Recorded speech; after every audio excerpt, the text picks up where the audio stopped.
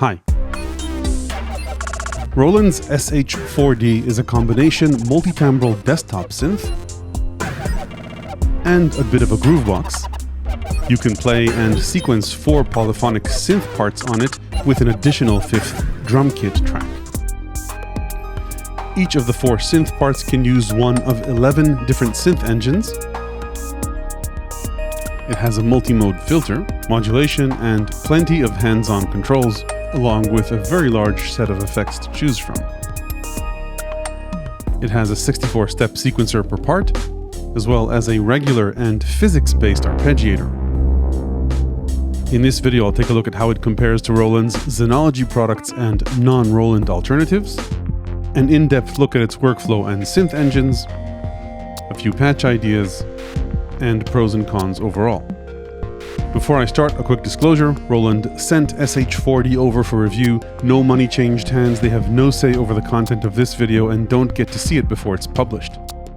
This channel is funded mainly by viewers who subscribe to exclusive content and book updates on Patreon, YouTube Premium and ads, and price check affiliate links in the description, which help the channel regardless of the product you choose to buy.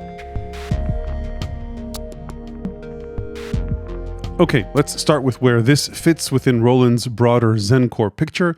Unlike many of Roland's recent instruments, SH4d is not compatible with ZEN-Core patches and expansions, but it is still based on ZEN-Core technologies and is much less expensive than Roland's ZEN-Core-based synths like JUNO X and Jupiter XM. The main difference is that a typical ZEN-Core tone has many hundreds of different parameters and can be quite overwhelming if you want to go beyond just playing presets. To solve that problem, Roland has broken out ZEN-Core's capabilities into 11 separate mini-engines, models as they're called here, mostly with hands-on controls. SH4d is a 4-oscillator virtual analog style synth. SH3d is similar with only 3 oscillators and an additional LFO2 that replaces 1 oscillator. Sync is a model pre-configured for oscillator sync. SH101 and JUNO 106 are models of those classic Roland synths. Cross FM is an FM or frequency modulation based synth, and Ring is a ring mod based synth with FM. Then there's Wavetable, which is a wavetable synth with 31 different wavetables to choose from. Then Chord synth is a variation on the 4-oscillator synth that very easily lets you set up chords. The drawing synth lets you draw your own waveforms.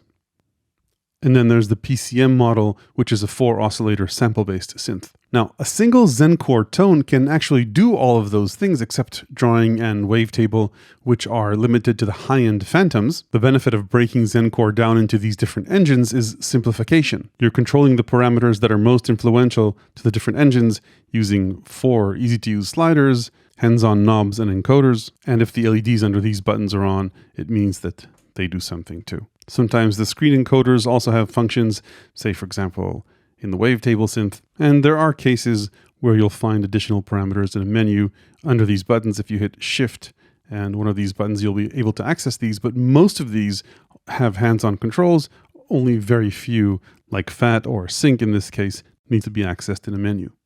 So it's mostly hands-on controls for the models. There are, of course, other menus, for example, common tone parameters, or if you want to edit the mod matrix, and certainly the effects have many parameters that you can edit, but as far as the raw synth engine is concerned, it's very much a hands-on affair. That means, though, that each engine on its own is much less capable than the full-blown ZEN-Core engine, and some ZEN-Core features weren't included here at all. For example, the configurable step LFO, different filter emulation models that ZEN-Core has and you won't find here. But personally, I didn't find the lack of these additional ZEN-Core parameters missing here. However, generally speaking, though, you will find less diverse content here for many of the engines. For example, there are substantially fewer PCM or sample-based sounds in here. So in terms of these sampled and I think multi-sampled sounds, there are just over 50 different samples in here, compared to, I think, hundreds in a standard ZEN-Core engine, and about only 11 PCM presets here compared to many more in a standard ZEN-Core synth. Another important difference: you can't load user wavetables sample or load user sample sounds into SH4d, at least not as of the current firmware. That said, you'll find a few features here like the visual arpeggiator, which you won't find anywhere else in Roland's lineup. Last thing in terms of a comparison to other ZEN-Core synths, while the JUNO X and Jupiter XM are way more expensive than this, you will find multi-timbral implementations of the entire ZEN-Core engine except Wavetable and the drawing oscillator in the MC101 and the MC707 from Roland, which are more in this price range. So that's ZEN-Core. Let's move on for a general overview. The overall build seems solid. The enclosure is plastic, but the top panel is metal. The buttons, faders, and knobs are plastic with a little wobble, but overall feel solid and give good control. The keypad on the bottom lets you play a range of 2 octaves, transposable, 3 octaves up and down. These buttons aren't velocity sensitive, but you can create velocity sensitive patches, which play very nicely. These are pitch bend buttons. The SH4d has an LCD screen with reasonable viewing angles, not very contrasty, and the animation does leave slight trails, but not in a way that impacts usability. You sort of just get used to it and ignore it. Under the screen are 2 encoders, typically for selecting items and editing them. And when relevant, you can also navigate around the screen using the arrow keys. The panel is split pretty clearly into sections: general controls, oscillator controls. The oscillators are fed into a shallow slope high pass filter, then into a resonant multi-mode filter with its own envelope and drive. Under it are an amp envelope and a single LFO for most of the engines, except for the SH4d engine, which has a second LFO. Then farther to the right are the effects controls for 5 different effects slots: an insert effect per part for each of the 5 parts, a master effect, another insert effect for the entire pattern, and then 3 send effects: reverb, chorus, and delay. You can choose an effect type for each of these and edit the effect parameters with a long press. Typically, these 2 encoders will control the most prominent parameters for the effect. Each of the send effects has a handful of effect types you can choose from, and the tone and master effects have, I think, over 90 effects you can choose from, including some effects chains, so a combination of 2 or more effects in a chain. This row of buttons between the controls and the keyboard has multiple functions. You can use them to choose patterns, 16 patterns, in up to 8 banks. So say choose bank 1, pattern 5. Let's choose one with less background noise.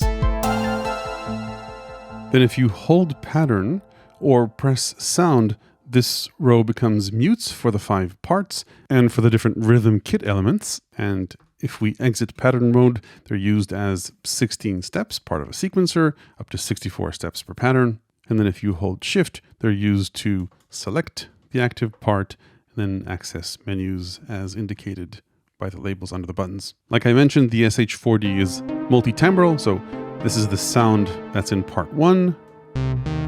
This is the sound in part 2, part 3, part 4, so there are 4 synth parts, and then the 5th part, the rhythm part, can play up to 26 different sounds, 1 per keyboard button. I'll talk about the rhythm section later, but overall it's quite a powerful and diverse drum track with, I think, over 480 different sounds, so a lot to choose from here. Also on the keyboard section are controls for the arpeggiator and demotion function, which lets you modulate internal parameters based on a motion sensor in the instrument. The SH4d also has a physics-based mini sequencer called the visual arpeggiator. I'll show you that later. SH4d has a maximum polyphony of 60 voices, depending on how many oscillators you use per part. And if voice stealing becomes a problem, then you can allocate voices on a per part basis. A bit more in terms of an overview: if you press the sound button, you'll have access to presets, about I think 40 or so kits for the rhythm parts. And for the synth parts, it depends on the model. There are several hundreds for the SH4d model. You can quickly scroll through them by holding shift.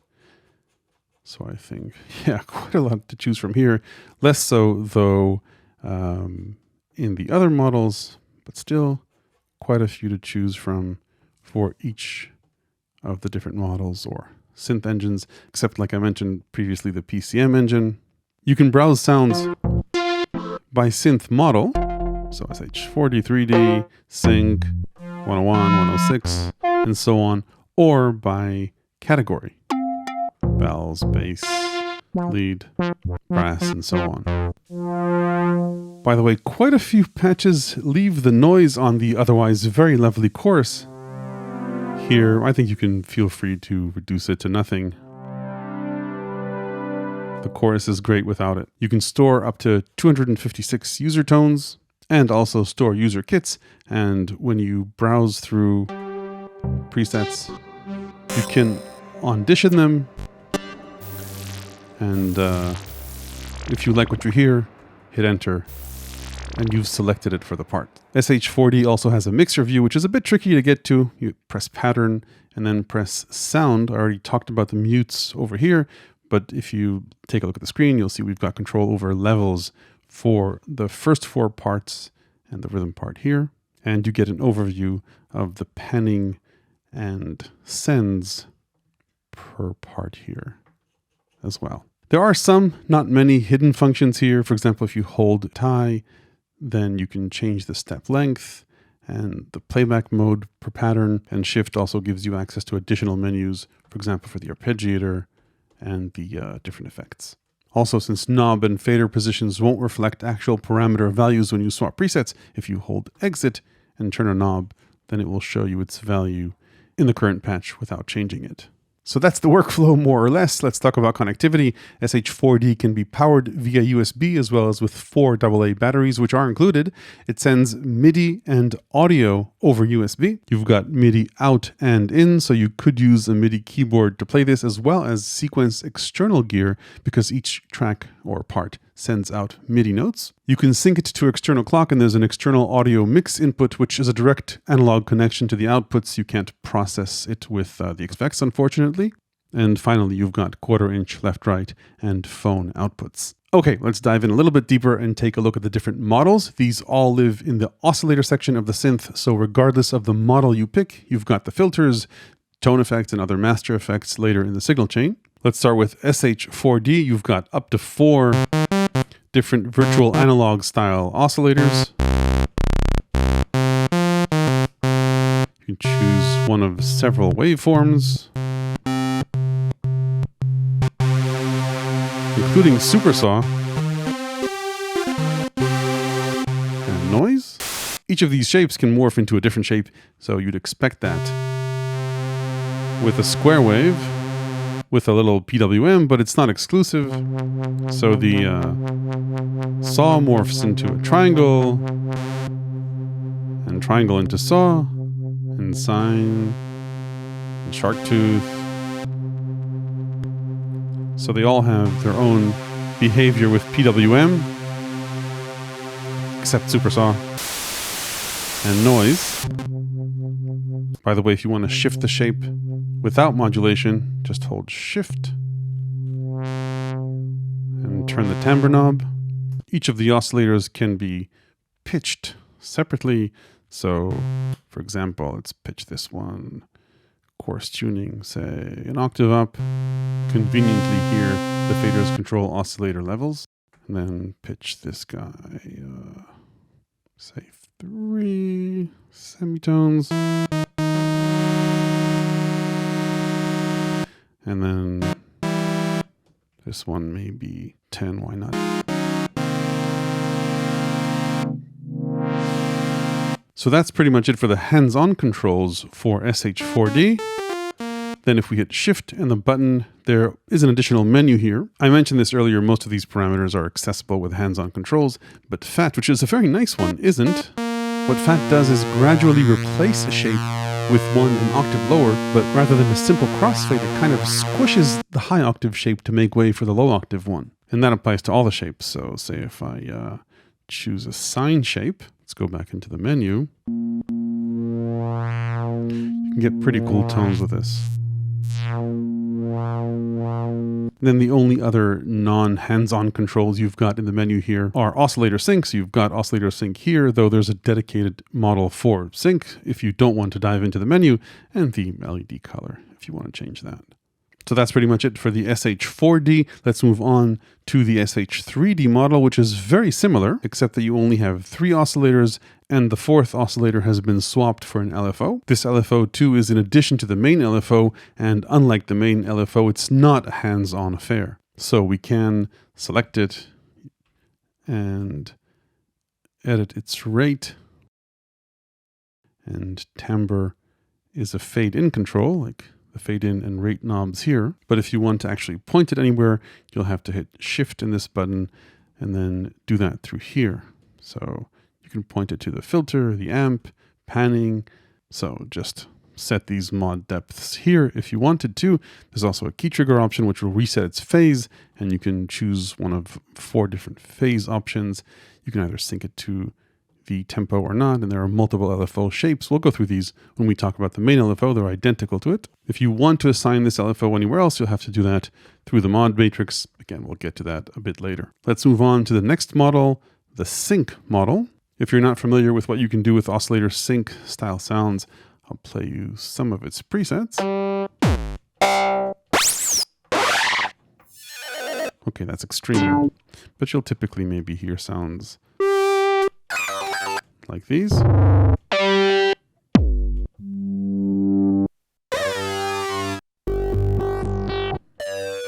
Nice presets here, by the way. Let's init this sound and see what we've got control over here.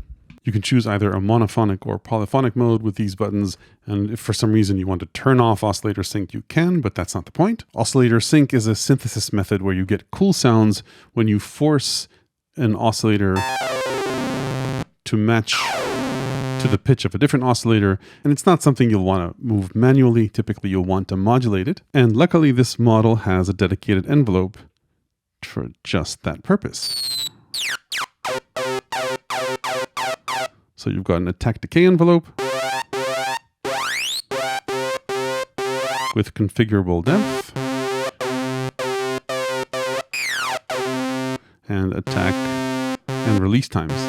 And that's pretty much it. There are no additional menus here, just a really nice simplified model for oscillator sync. Let's move on to the next models. These are models of the SH101 and JUNO 106. There are no shift menus here. These buttons are pretty self-explanatory and do as the screen says. And if you want to get started with sounds, there are plenty of both SH101 sounds here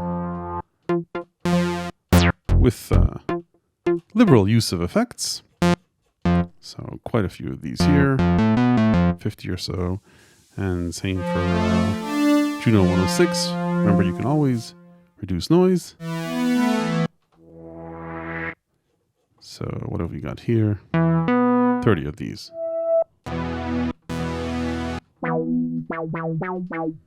Let's move on and take a look at the Cross FM model.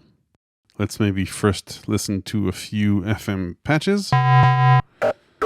So bell-like tones are the norm here.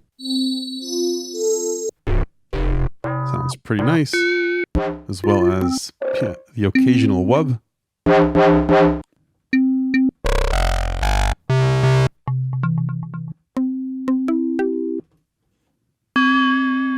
Let's init this patch and take a look at what this can do.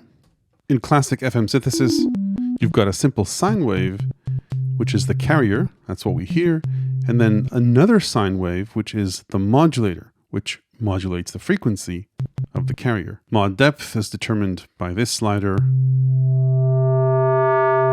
And as we increase mod depth, we get more harmonics. And the frequency ratio between the carrier and the modulator, or the modulator and the carrier, determines the frequency of those harmonics. So a lower frequency will create lower harmonics, and the higher the frequency ratio, the higher the harmonics.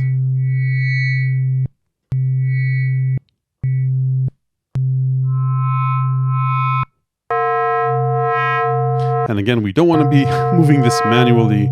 Luckily, we've got an envelope to help us with that.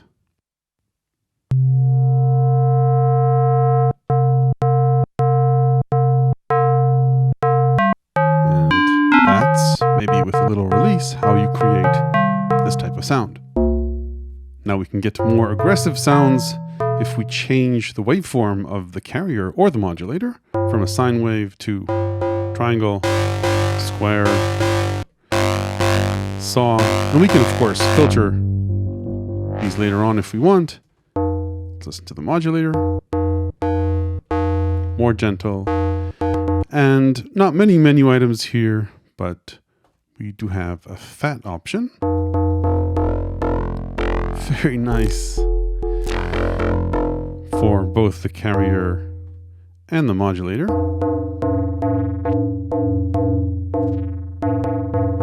And wave shaping options for both, which is cool. And that's pretty much it for the menu items and controls of the Cross FM model. Next up, let's take a listen and look at the Ring model. Start with the presets as usual, just to get a taste. Again with effects. Ring modulation typically makes harsher sounds, though with fine tuning can have a pretty nice range.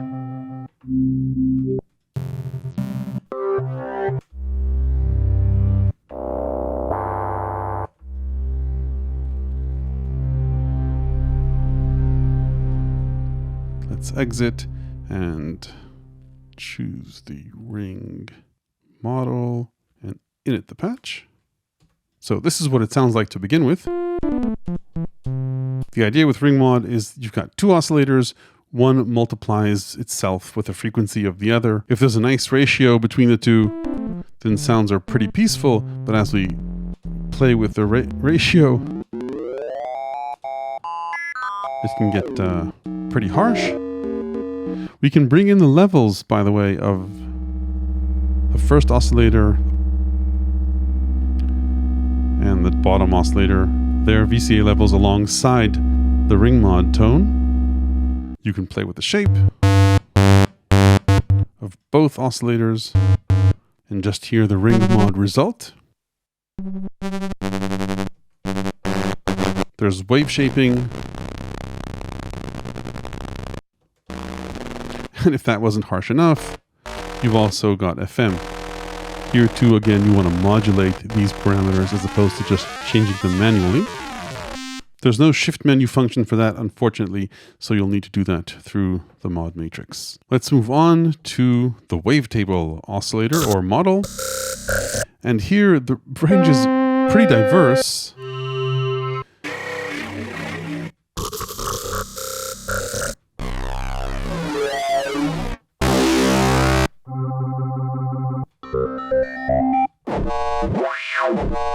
So we can sweep through the wavetable manually. The first one is a simple one, but they get pretty complex quickly.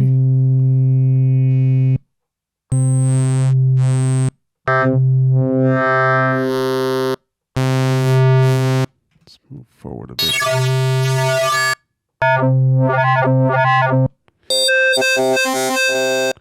So there are 31 of these.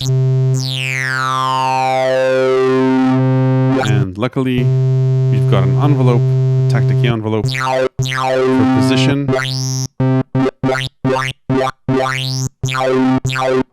Here the timbre knob points the LFO to wavetable position.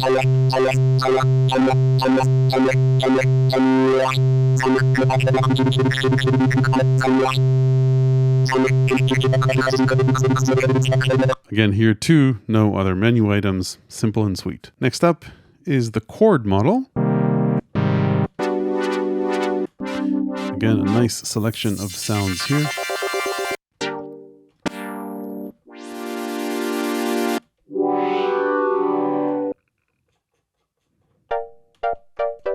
So let's take a look at what we can control here. I'll init this patch. In terms of chords, you've got quite a selection using this fader, and then voicing or inversions, pulse width for the waveform, pulse width modulation. You can choose different core waveforms.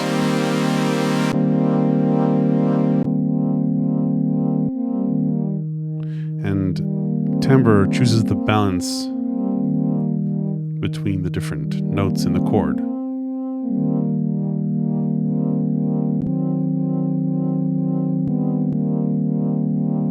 Now there is one menu parameter here, you may have guessed it, the fat parameter,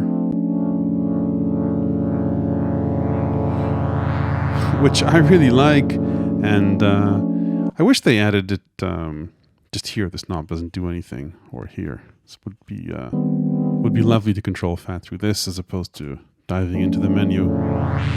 Next up, let's take a listen to the drawing model.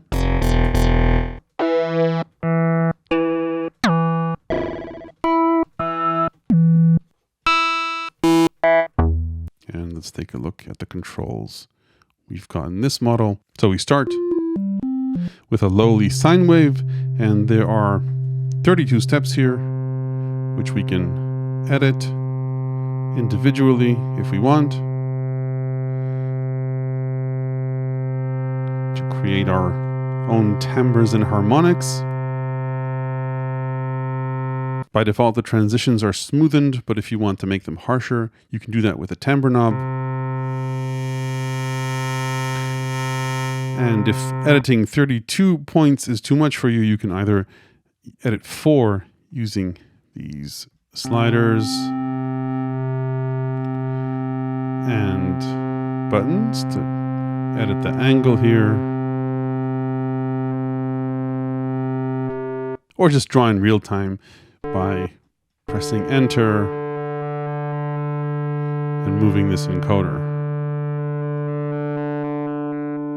Here too, there are no additional menu parameters. Last but not least is the PCM model. We talked about this earlier. Let's just listen to a few sounds, a few of the patches. There aren't that many of them, like I mentioned earlier. Better played with velocity, by the way, as opposed to the single velocity here. Oop.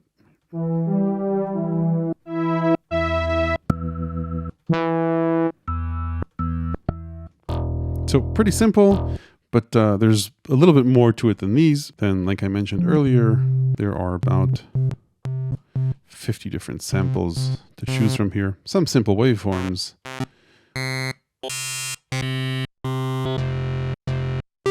But some a bit more interesting.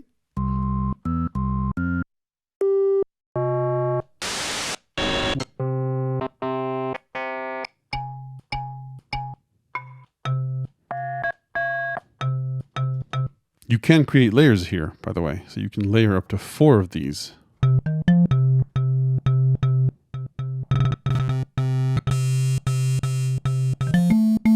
There are no noteworthy parameters in the menus here. So again, pretty straightforward. And like I mentioned earlier, I wish there were more tones or more samples in here. Okay, so those are the 11 models that are relevant for the 4 synth parts in SH4d. We'll get to the rhythm part in a bit. But before that, I want to talk about the rest of the signal chain, specifically the filter and the effects. Audio is sent from the oscillators into the filter, which has 3 main processing units: a high-pass filter, shallow slope 6 dB per octave, and then a multi-mode filter, low pass,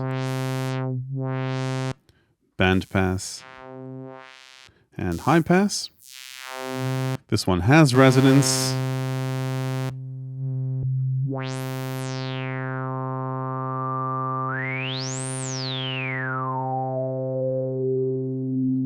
Which won't self-oscillate on its own, but will pick up on harmonics very easily.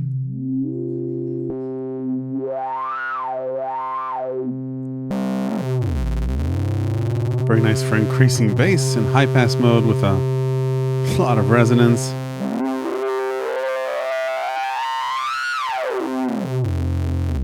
Really nice behavior, I think, there with the resonance on the high pass filter. And then if we set things a bit back to normal, the filter also has a drive unit.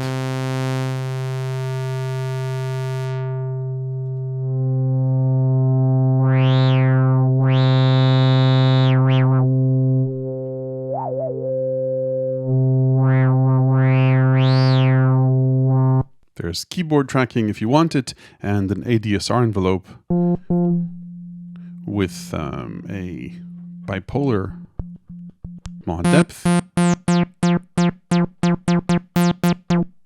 Then below that, we've got another envelope for levels, or the VCA, with panning.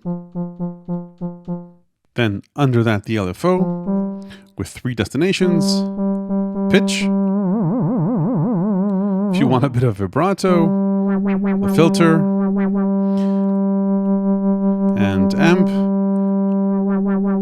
And there are a few shapes.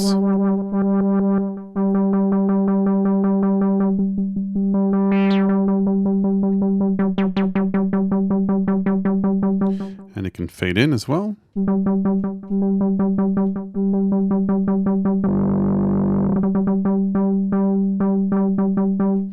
So those are the shapes, a few interesting ones. Random is a smooth random, trapezoid, sample and hold, sharp random,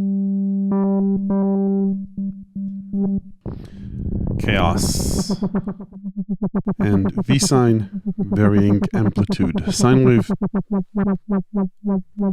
Rate, by the way, can be tempo synced, as it is here.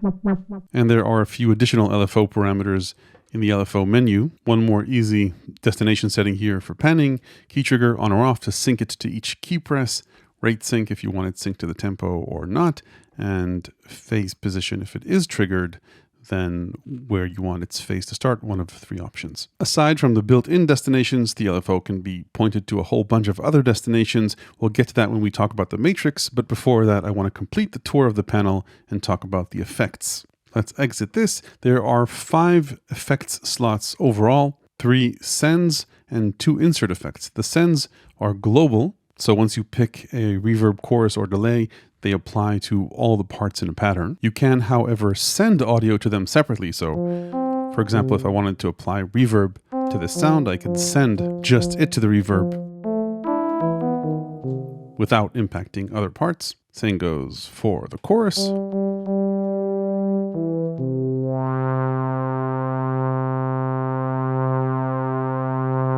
And the delay.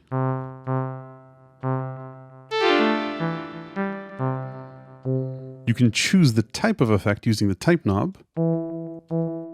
So as you can see, there are quite a few delay options here. Then aside from the send, you've got one more parameter. So here it's the delay time. And then there are additional parameters you can access either by holding the button or shift, like I mentioned earlier. I won't go over all of these because there are so many of them. So there are a bunch of delay types, a bunch of chorus types, and a bunch of reverb types, including a new shimmer, which I think, let's maybe turn off the delay send and just listen to the reverb. Let's take a look at its parameters just because it's new.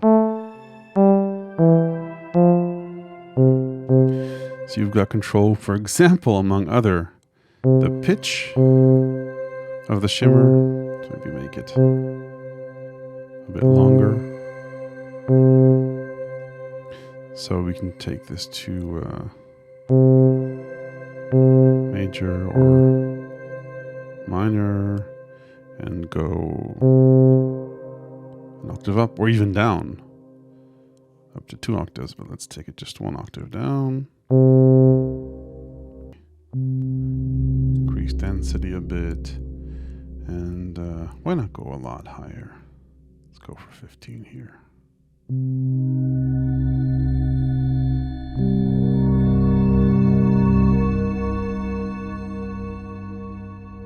So a nice shimmer verb. Again, it's just one of the many reverbs here. And then we've got 2 insert effects, one for each of the tones or each of the parts, and then a master effect. These are identical, and you can choose from one of over 90 different effects in here.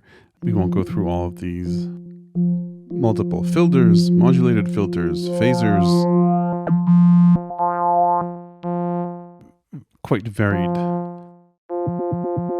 Quite a few rhythmic effects. Distortion.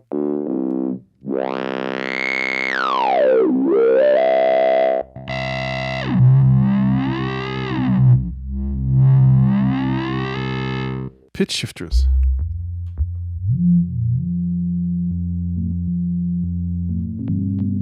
Some of these are effects chains. So for example, overdrive into delay, bit crush.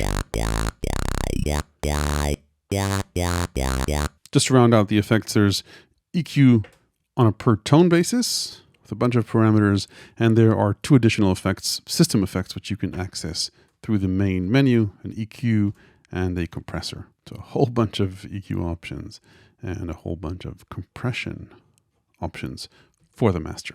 So those were the models, filter, and effects for the 4 synth or melodic parts. Let's talk about part 5, the rhythm part or rhythm track. Things work a little bit differently here. Here too, you've got a bunch of presets, preset kits. And you can create up to 64 of your own. Each instrument in a kit has 2 layers, with one of up to 480 sounds per layer. And you can choose the balance between the layers. So layer 1 and layer 2, which we're not hearing because it's off. So layer 1, layer 2. There's a pitch envelope.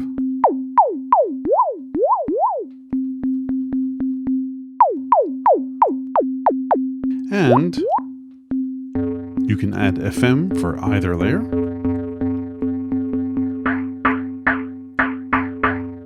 You can also control tuning for both layers.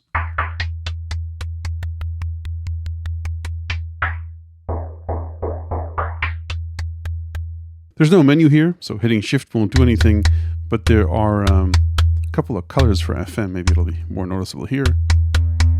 So this is 1 FM or FXM, color 2, color 3, color 4. Now the rest of the signal chain is similar but a bit different than the regular synth parts. The high pass filter, key tracking, and drive don't work here, but the filter works nicely with resonance, including multiple modes, so it's easy to sculpt your sounds this way, which is pretty cool, I think, including a filter envelope. Then you've got the amp envelope. The LFO doesn't do anything here, so it's not available for the rhythmic part. And then you do have effects sends. Now, the nice thing about this is that these are on a per instrument basis. So I don't have any reverb here, but I did add it here. I could say add a delay for this instrument, but it wasn't applied to these. The filter, as you notice, is also separate for each of these. So I could have a high pass filter here and a low pass filter here, or band pass or anything else on a per instrument basis in a kit. And then let's see what else. There's no mod matrix for these kits or LFO like I mentioned earlier, but you do have access to EQ, and you also have access to tone controls similar to the melodic parts, to the synth parts. You can choose if triggers are monophonic or polyphonic. You've got choke groups and a few envelope shapes. I'll talk about that later. And you can choose whether you want the instrument to be sent to the MFX or just to hear dry. There is, by the way, only one tone or MFX that this relates to, so you can't choose a different effect per instrument in a kit. I guess that would be taking it too far. So that's pretty much everything there is to know about sound design on the rhythmic parts. Let's go back to our regular synth parts and talk about the mod matrix. So we'll want to use this when we want to point one of the on-panel modulation sources to a destination that it's not connected to on the panel, or if you want to grab a mod source that isn't represented on the panel. To enter the matrix, hit Shift and Matrix. We've got typically 4 slots, sometimes less depending on the model, so you can connect up to 4 sources, each to up to 4 destinations. Available sources are MIDI CCs, 0 through, I think, 90 something, and then pitch bend, aftertouch, velocity, key, the key number, and the LFO, this LFO, LFO2 if we're on the 3D model, and filter envelope, amp envelope, and that's pretty much it. So let's say, for example, if I wanted to connect the mod wheel to, say, the filter cutoff. Now I could go through all of these parameters, but that would be a pain. Rather than that, just hold enter and turn the knob, which is the destination. So much easier. Then choose the mod depth. I'll reduce this. And we now have control over the cutoff with the mod wheel. Now, unfortunately, at least as of the current firmware, you can't learn sources through MIDI, but you can using the panel. So say if I wanted to use the LFO and point it to something, I could just hit enter, then move one of the LFO knobs. Here we go. Touch the LFO, this one. And now I'm pointing the LFO to cutoff. Obviously, I didn't need to do this in the matrix. I could do that right here, but I could pick a different destinations. Not all the knobs are available, by the way. So for example, drive isn't, but say reverb send is. And I'll keep going back to fat because I think it's cool. It's a bit hard to find. Here we go. The LFO modulating the fat parameter. If both source and destination are on the panel, by the way, there's a quick shortcut for that. Hit Shift Matrix when you're already in the matrix. Then you touch a source, say, for example, the filter envelope, and then touch a destination, say the chorus send, and it has automatically populated slot 2 with this. And that is pretty much the mod matrix. So that's sound design on SH4d. Let's get some action going and talk about the arpeggiators and sequencer. The first arpeggiator is a simple one. It does pretty much as you'd expect. From a simple arpeggiator, you can hold it and twist knobs. And if you want to access the menu, it'll shut off if I press this again. If I long press it, but Shift and Arp will get me into the menu. And there are the usual suspect modes.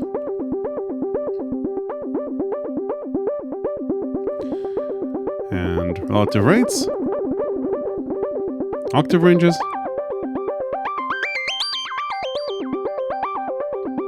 transpose, gate length, maybe not relevant for this sound, swing,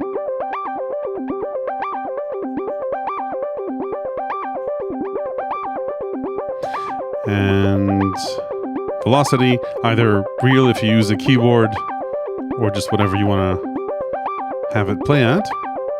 And that's pretty much the arpeggiator.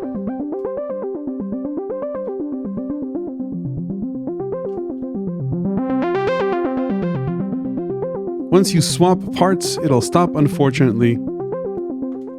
So obviously you can't run multiple arpeggiators on multiple parts. At the very least, it would be nice if it would keep going once you swap parts. Obviously, even better would be a different arpeggiator pattern per part. Though, of course, you can sequence different arp patterns per part. Now, alongside the regular arpeggiator, it's a kind of a hidden menu item. SH4d also has the physics-based visual arpeggiator. This, I think, is quite out of the ordinary for Roland. There are 5 physics modes here. Bounce will bounce notes off a board. You can choose the width of the board. Actual bounce, and you can also tilt the synth to have notes fall off the board. The next one is bubble, which will bounce notes off the corners of the screen. And you've got different speeds and gravity.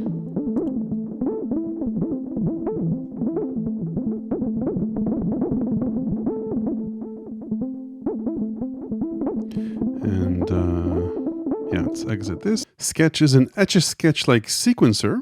So you can plonk notes on the board anywhere you want and hit play and it'll play them. There's no way to change the rate this plays. You can draw lines by holding and draw curves.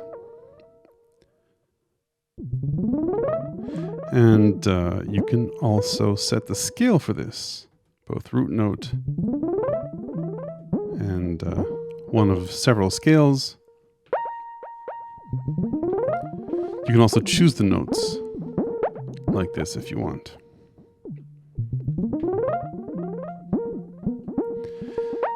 So another fun one to explore. And if you have a friend around or just want to play against yourself, there's a Pong option.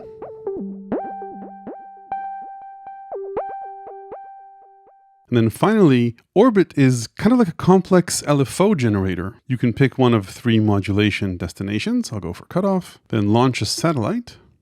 And this will modulate, like maybe, here we go, increase sustain.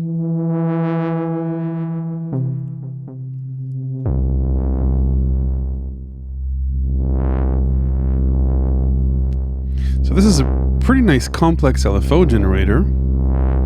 The only problem with all of these visual ARPs, which I think are really cool, is that you can't go to any other screen without stopping them. So you can mess with the different knobs, but the minute I go to any other menu, they just stop. Let's move on and take a look at the sequencer. You can program sequences up to 64 steps per part. There's a quick shortcut here to set the sequence length. Let's say 4 notes and playback direction. The blue notes are out of the sequence. And then you sequence by either holding a step and pressing a note, and say changing play direction, reverse, forwards and reverse, random. And there are a few other sequence settings. If you hit shift and pattern, you can see them over here. Increase the steps. You saw that before. Scale. So relative speed. Play mode, we saw that as well. Gate length offset, swing. Maybe it's a bit fast for that. So get a little shuffle going. And we'll talk about these in a bit. You can set the first step and last step. We talked about voice allocation as well. The sequencer is polyphonic, so you can sequence chords if you like. Let's say, go for this. You can extend a note or chord by holding it and pressing the time button. And you can sequence the other way around. So either hold the step and say play a chord, or hold a chord and add that to a step. Let's clear this and look at the rhythmic parts. It's very similar. Choose the part, and then sequence it TR style. And then let's go for the cliche. Sequence that way. Now, if you long press a step, you can access a few additional parameters. So say, for example, for the hi-hats, I could edit the velocity for the different steps to get a little variation going. There's no way to automate this, unfortunately. There's gate length, and this is page 1. If I hit right, you'll see page 2. There's probabilities here, as well as flams or ratchets. And that's pretty much it for the rhythmic part parameters. If I go back to my synth part, we've got a few more controls. So you can edit up to 8 notes per step, and we've got probabilities and ratchets for that as well, but we also have 4 lanes of motion sequencing for the synth tracks. So let's, for example, clear this again. Let's first program in a new pattern, and I'll show you this using a different way to step sequence. If you push any one of the steps and then press start, then you can quickly enter notes. I ran out of notes there on my 7-note pattern, but that's how you can enter patterns quickly. Anyway, to motion sequence a parameter, you need to first turn on a switch, which is hidden in here. So we go to motion sequencing, and I don't know if this is a firmware issue or anything, but it needs to be off motion sequencing to be able to sequence parameters. Anyway, hit shift and record, and then just turn the knob. And we've sequenced this parameter, and if I long press any one of the steps, I'll be able to see that over here. So we've got different cutoff values for each of the notes, and we can of course edit them if we want. So that's motion sequencing. You can sequence up to 4 different parameters and quickly clear just the motion sequencing if you want using this function. Now, in case you were wondering, you can also live record notes into a pattern. Let's clear this pattern again. Maybe go back to 16 steps. Now, there's no metronome, unfortunately, at least not in this firmware, so it helps to have some sort of rhythmic pattern programmed. Anyway, to enable live record, hit Shift and Start, and you can play notes into the pattern either using the built-in keyboard, and if you get things wrong, you can quickly clear the pattern and record again. Okay, and I can also sequence using an external keyboard. And I certainly need to work on my timing. There's no micro timing here. So everything is quantized to the scale and the steps, subject to shuffle, of course. Not all the parameters can be automated, for example, the effect controls or the timbre knob. And beside that, there are a few other sequencing options. Let's clear this. Go into utility. There's a randomized step option. Let's see what that does. Not too great. Let's try again. Hit or miss. It would be nice if there was, I guess, at least a scale option here. So anything goes here. It's something you can experiment with if you need a little bit of inspiration.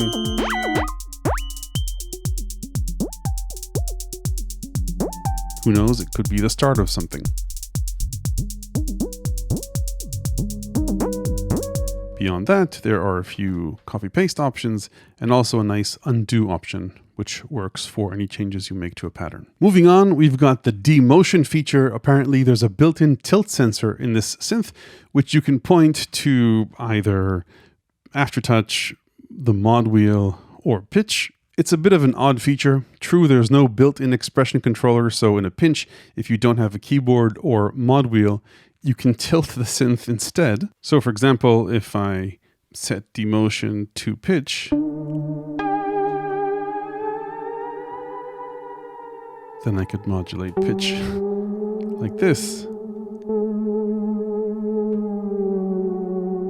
So I don't know about you, it seems to me like something I wouldn't use most of the time. So it would be nice, I guess, if they'd let us assign this button to something else, for example, to launch the visual arpeggiator. Let's move on. Before we head out to the pros and cons, I wanted to talk about a few tips and tricks you might want to explore if you get this. Like I mentioned earlier, there are quite a few samples in the rhythmic section.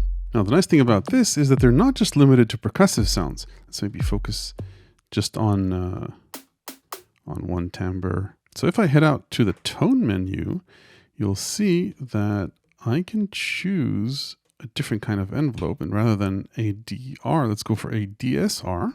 And now, let's get rid of this.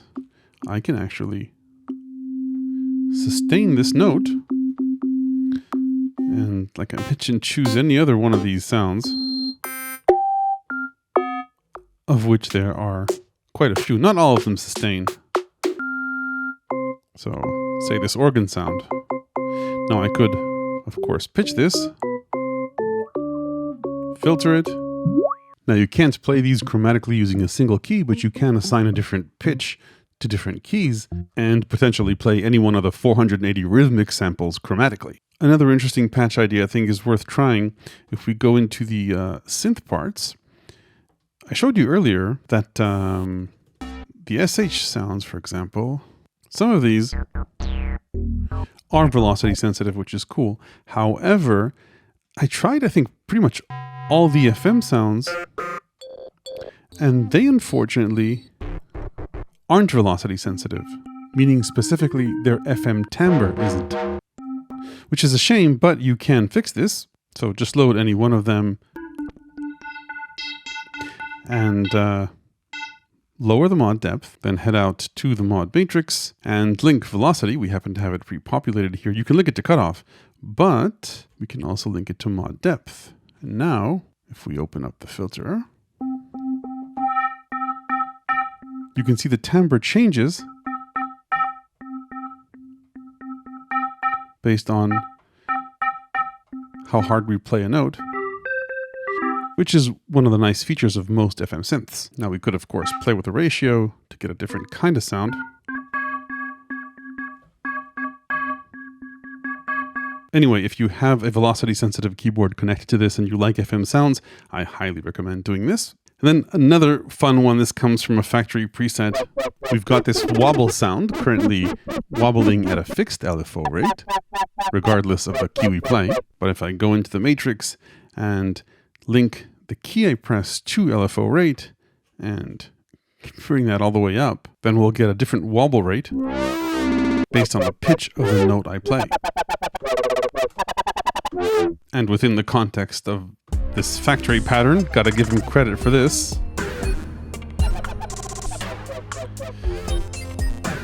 I think it's a really cool use of an interesting mod source connected to an interesting mod destination. Okay, let's talk about pros and cons. On the pros side, the SH4d is a very versatile synth that's relatively easy to use with plenty of hands-on controls. Its simplified sound models make many elements of Roland's ZEN-Core engine accessible to people who want to go deeper into sound design and synthesis with easy-to-use hands-on controls and may have been intimidated by the scope and number of parameters in a typical ZEN-Core patch. There are plenty of models to explore here, many of them with just a handful of parameters that can go a really long way.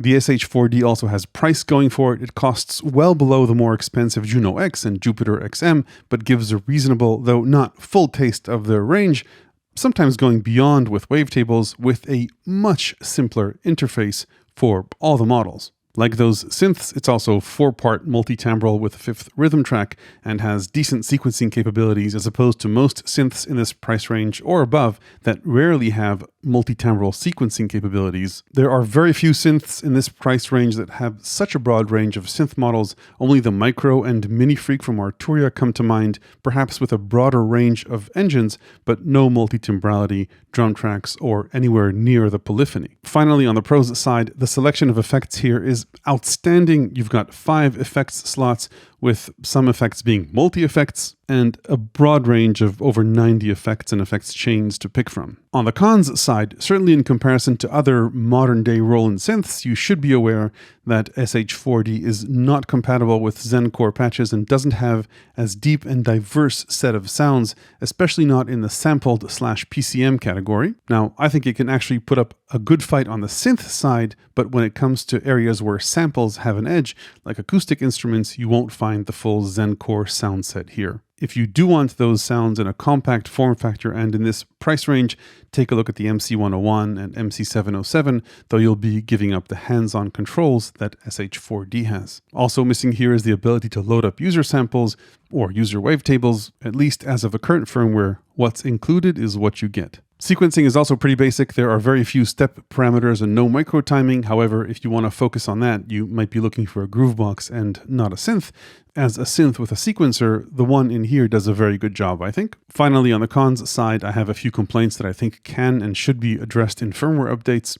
Probably the biggest is that this needs some sort of song mode, or at the very least pattern chaining. And then a few improvements are needed here and there, for example, a metronome option for recording live, and a few of the things I mentioned throughout this video. So to sum it up, the SH4d is a very interesting synth with plenty of hands-on controls, a diverse set of engines and effects, and at its price gives a pretty good fight in the synth market. And if you'd like plenty of ideas where to point LFOs, how to make the most of FM or wavetable synthesis, and much more, check out my ever-expanding book of electronic music ideas, tips, and tricks, available to the people who support this channel on Patreon. Hit like if this was useful, ring the YouTube bell below if you want to make sure you don't miss the next one. Thanks for watching.